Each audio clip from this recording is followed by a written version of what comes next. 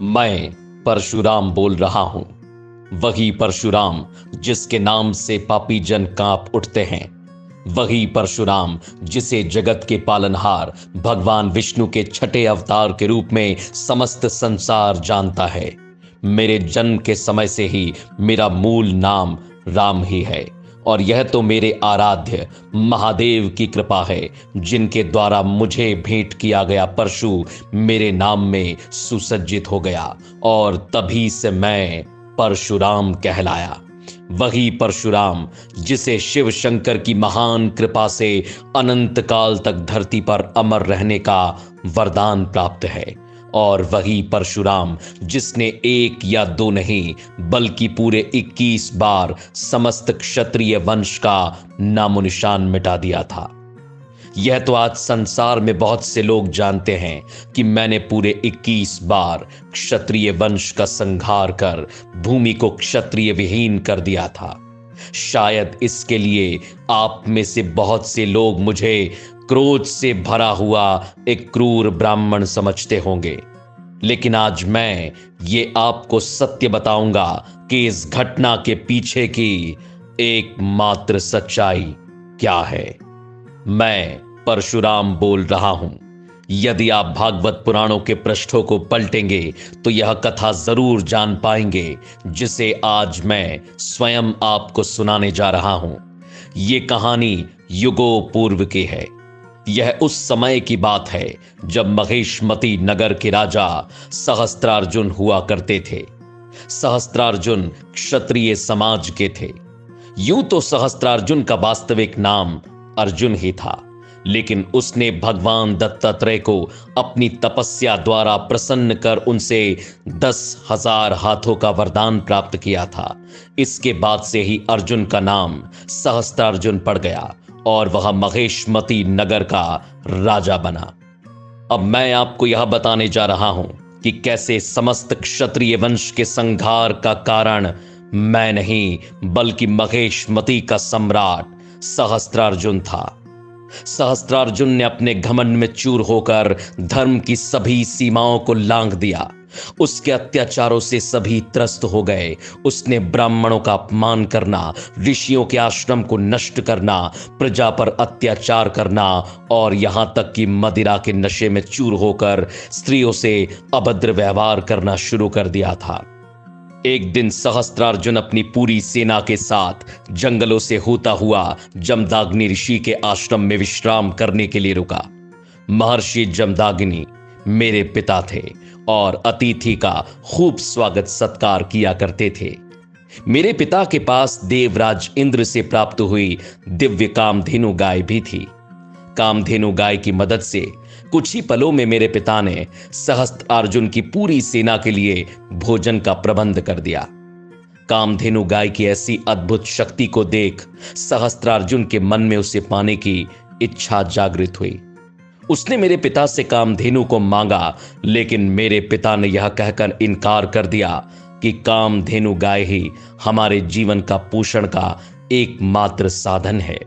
लेकिन घमंडी सहस्त्रार्जुन कहां मानने वाला था। उसने क्रोध में आकर मेरे पिता के आश्रम को उजाड़ दिया और कामधेनु गाय को बलपूर्वक अपने साथ ले जाने लगा। लेकिन तभी कामधेनु गाय उसके हाथों से छूटकर स्वर्ग की ओर चली गई।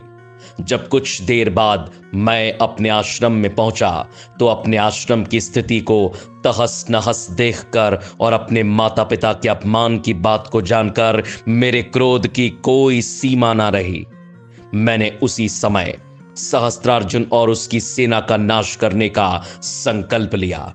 भगवान शिव के द्वारा दिए गए महाशक्तिशाली परशु को साथ में लेकर मैं सहस्त्रार्जुन के नगर महेशमती पहुंचा, जहां मेरे और सहस्त्रार्जुन की सेना के बीच भयंकर युद्ध हुआ। मैंने अपने प्रचंड बल से सहस्त्रार्जुन की हजारों भुजाओं को काट गिराया और उसका वध कर दिया। सहस्त्रार्जुन के वध के बाद मैं मेरे पिता के आदेश अनुसार प्रायश्चित करने के लिए तीर्थ पर चला गया।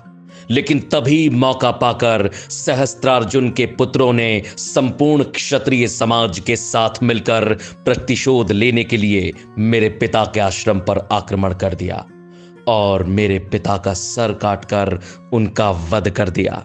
मेरे आश्रम को जला दिया। मेरी माता अपने पति के जलते हुए देह को देख विलाप करती हुई उसी अग्नि में कूदकर सती हो गई। जब मेरी माता का विलाप स्वर मेरे कानों में पड़ा तो मैं दौड़ता हुआ अपने आश्रम पहुंचा और इस विचलित कर देने वाले दृश्य को देख मेरी वही स्थिति हुई जो किसी भी पुत्र की अपने माता पिता के मृत शरीर को अपने सामने देखने से होगी। मैंने मेरे पिता का कटा हुआ सिर अपनी आंखों से देखा और उनके शरीर पर लगे 21 घाव भी देखे। मेरे क्रोध की मानो कोई सीमा न रही, कोई ठिकाना न रहा। लेकिन स्वयं को नियंत्रित कर मैंने उसी स्थान पर यह सौगंध खाई कि मेरे पिता के 21 घाव को तभी शांति मिलेगी जब मैं पूरे 21 बार समस्त क्षत्रिय वंश का संहार करूंगा। मैंने यह संकल्प लिया कि यदि क्षत्रिय ऐसे निर्लज्ज, उपद्रवी और अभद्र होते हैं तो मैं संपूर्ण सृष्टि से उनका नामो निशान मिटा दूंगा। क्षत्रियों का ऐसा उपद्रव अपनी आंखों से देख मेरे हृदय में यह बात घर कर गई थी कि जब तक एक भी क्षत्रिय इस धरती पर है तब तक यह धरती ब्राह्मणों के रहने लायक नहीं है। अब यह बात तो हर कोई कहता है कि मैंने 21 बार क्षत्रियों को मिटाया, लेकिन इस बात का उल्लेख क्यों नहीं किया जाता कि मैंने 22वीं बार ऐसा क्यों नहीं किया। आज मैं स्वयं इसका कारण बताता हूं। 21 बार क्षत्रियों का संहार करने के बाद एक दिन जब मैं तपस्या में लीन था तब भगवान शंकर की महान धनुष पिनाक के टूटने की गर्जना मेरे कानों में पड़ी। वही पिनाक धनुष जो महादेव ने राजा जनक को भेंट किया था। मेरे लिए मेरे महादेव की भक्ति से आगे कुछ भी नहीं था।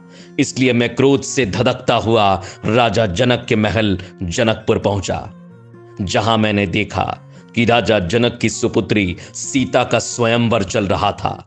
दूर दूर से आए राजा महाराजा स्वयंवर की शोभा बढ़ा रहे थे और उसी सभा के बीचों बीच पिनाक की प्रत्यंचा चढ़ाए भगवान विष्णु के 7वें अवतार श्री रामचंद्र जी खड़े उस स्वयंवर की शोभा बढ़ा रहे थे। यही क्षण था जब श्री राम से मेरी पहली भेंट हुई थी।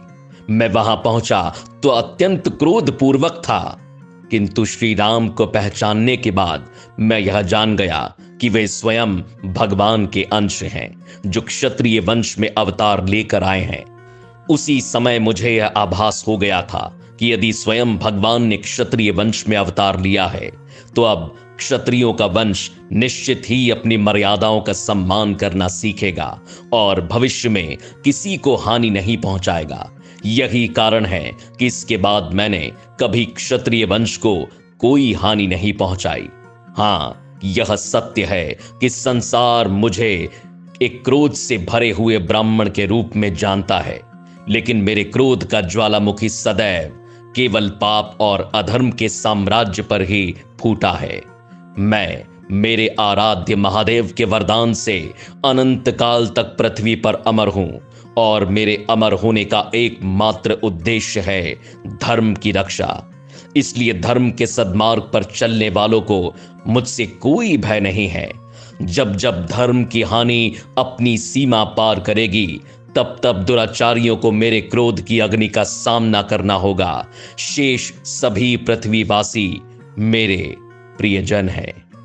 अगर आपको यह वीडियो पसंद आया, लाइक, शेयर और सब्सक्राइब जरूर करें।